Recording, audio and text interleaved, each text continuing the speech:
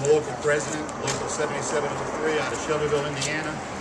I represent the workers at Bookings and Auto Glass. Over the last year or so, we've been hit very hard by the downturn in the economy. Over half of our workers at the plant were laid off about a year ago. For the last year or so, everybody else left in the building has been taking about a week, maybe 2 weeks, a month on layoffs. It's starting to come back a little bit just because of some car sales are actually happening, but we still have several lines still idle. I was asked today to come and talk about comprehensive climate legislation. I'm here to talk about the potential that this would have for Indiana and the workers at my plant that are out of jobs. According to a study by the University of California, University of Illinois, and Yale University, they believe 45,000 jobs can be created right here in Indiana by the passage of a piece of legislation, if done right, would deal with some of the climate issues and some of the job issues. How many of us have driven up I-65 north of Lafayette? Anybody seen the windmill along the interstate? Windmills, I call them windmills, but they're actually wind turbines, old technology, I guess. Wind turbines. They're huge. There's probably several hundred of them there. And guess where they're made? Not a one of them is an American-made wind turbine.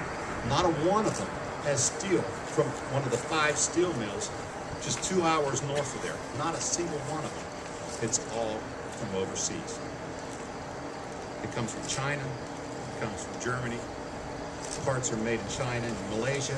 There's over 8,000 parts in one wind turbine along there.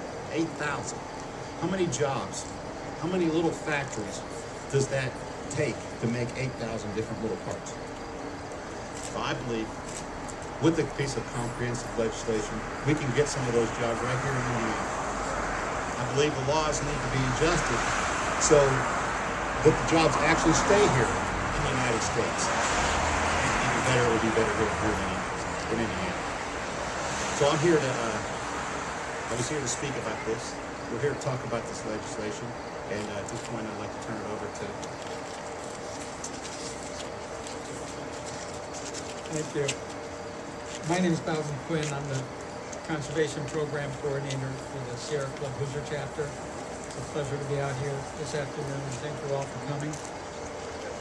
I saw an article this week about a Chinese entrepreneur who is developing something called a straddling bus to relieve traffic congestion in China's crowded cities. It's not really a bus, more like a commuter train on stilts, able to carry 1,000 passengers. It would straddle a road with legs on either side of the road connected to rails. The passenger compartment would be on top of the legs over the road so cars could pass underneath it. This greatly reduces the cost of the project. Cities don't have to tunnel underground for subways or put a concrete rail line up in the air like the people mover we've got over here between 2 hospitals, which cost about $40 million for 1.5 miles of transportation. In addition, the bus would be solar powered as well as using electricity. So it would not burn fossil fuels, and it could take hundreds of automobiles off the road every day. It will reduce pollution, including carbon dioxide. When I read about this, my first thought was, what a cool idea. And my second thought was, China? Really? I think of China as giving us children's toys with lead and cadmium in them. Not great ideas for reducing pollution and traffic congestion. Why are these ideas coming from China? Because the Chinese government has given a clear signal that it wants them and will support their development. Why aren't innovative ideas like this being developed in the United States? Because our government isn't providing a clear signal on clean energy.